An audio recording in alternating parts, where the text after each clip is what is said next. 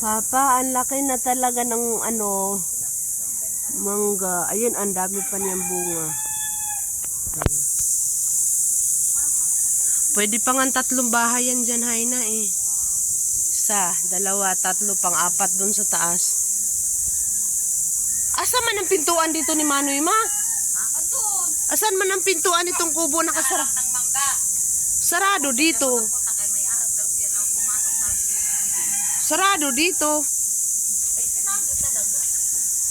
Oh, mabuti pa si Lisilda. Maraming tanim na malunggay, kayo wala.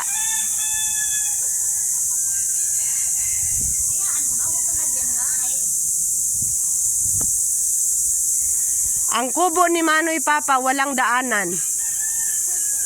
Walang pintuan. Bakit naman si dami-dami pwedeng makaharap ng mga kapatid niya at makikita kung sinong napasok? Doon pa nilagay sa likod. Naku!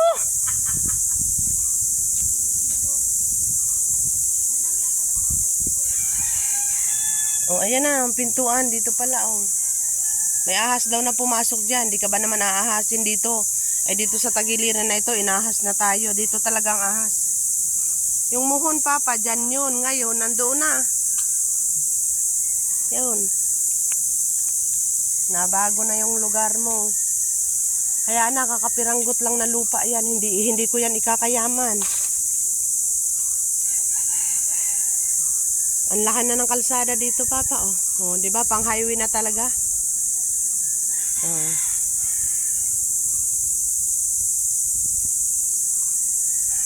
Ang ganda. Apak kalamig. At saka ito, oh, napakatibay ng bakod. Yan. Tibay ng bakod na to. Talagang inano ni Leonardo maigi yan na tumibay kasi mauubos nga yung lupa pababa.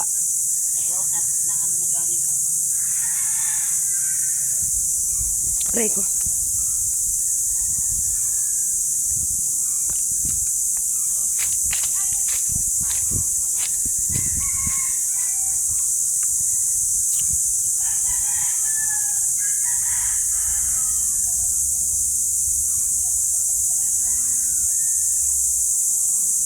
Ito yung bahay namin sa Olongapo na hindi na natapos. Ayan. Ang dami naming bato, no? Ang yaman-yaman namin sa bato. Naglabasan na pala yung mga bato dyan, ma. Dati wala naman yan. Lupa naman yan.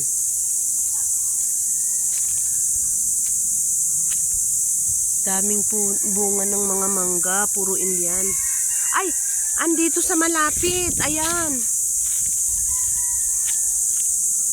Ayan, tika lang, mangunguha ko, wait. Papa, tingnan mo, masisira na rin yung pader natin dito sa paglaki ng mga ugat ng mangga.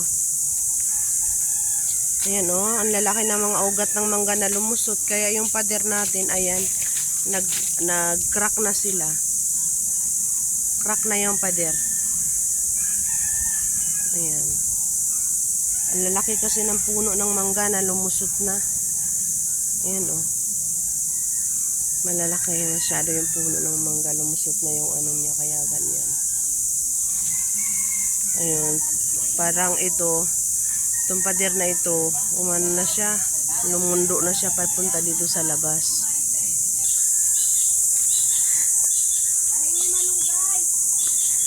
Oo. Mga bato yan dyan? Mga bato din.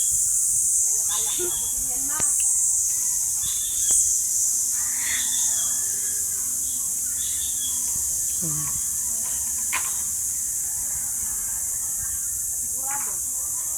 Nagmamalunggay. Baka naman mabalik to.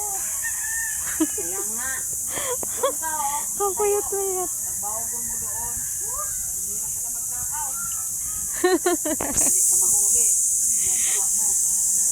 Yung magnanay. Ano man to si mama na? Pag ako talaga dito nahulog, ma. Ipos ni mo. Anong ipos? Sana ipos. Wag mo ipos. Banding. Ito yung tuhod ko. Nagbabanding sa pagkukuha.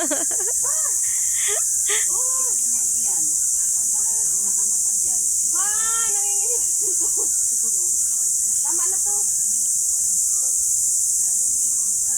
At baka magalit si Ate Neng.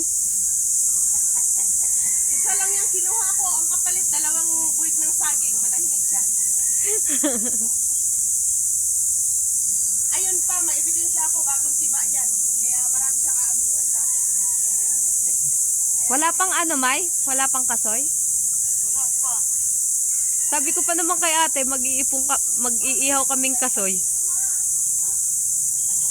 Ang malapit sa ilang saingan.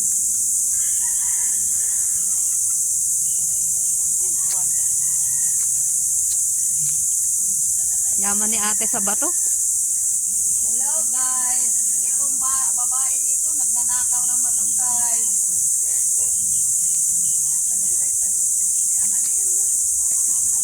Te, ayun, manok oh. Ay, ito yung ano. Tama-tama, tinola. Bug na. Tama-tama, ito yung panglagyan ng malunggay. May papaya din doon. Salamat sa manok. Kaon nga ng mata niyo mga Yari ka kay Kuya Ricky. Salamat sa manok. Pasalamat ka na kay Kuya Ricky. Sige. Maraming salamat. Ang pananghalian namin, native na manok. Ha? May cellphone. Native na manok. Te, tago mo muna. Te, uwi mo dun sa kabila, itago mo. Kunyari niluto. Naririnig ka dyan. Nag-uutos ka. Ayan yung mastermind ko. Ito na lang sila may manok din. Ano yan? Pinapatay din nila yan? Ano, May? Pag wala silang ulam, minsan ano? Pinapatay nila. Iniihaw nila. Oo. Yan lang. Ano, May? Ano nang yan sahod yan sa iyang gilipan. Brown. Si Ate Julie. Yung kasoy, ang laki na ng kasoy. Brown, puti. Ang brown mama, si Ate April, si Mama Ning, si Papa Ricky, si Kuya Maki. Si Ate Julie lang ang hindi brown. Ano wa? Bakod-bakod na pala to dito. Hindi ka na pala pwedeng dumaan dito ng ganun. Ito yung daanan namin dati, di ba? Wala na. Mataas. Tinapon na lahat. Lahat yan, te, meron ng ano na, may bakod-bakod. Kasi nga, yung lupa dito, parang